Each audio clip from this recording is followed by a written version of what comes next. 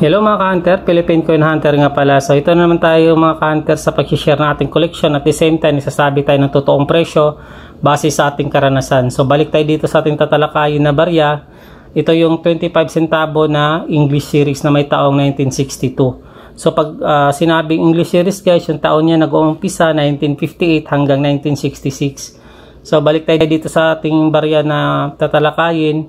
Sa condition nito guys, yung INSI condition, napakaganda po talaga niya. Ang mukha na siya parang kakalabas lang galing bangko ang kondisyon niya. Yung ano niya, may luster pa talaga kabilaan.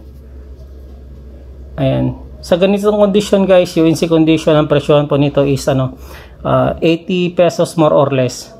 So itong hawak natin, ito yung pinakamagandang kondisyon ng 1962 na hinahawakan natin kasi ito yung pinaka-collection ko na guys.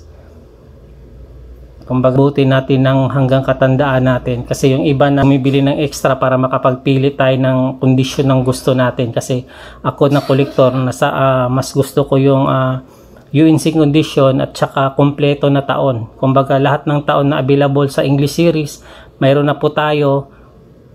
Tapos pinipilit natin lahat, sana magiging UNC condition and uncirculated lahat.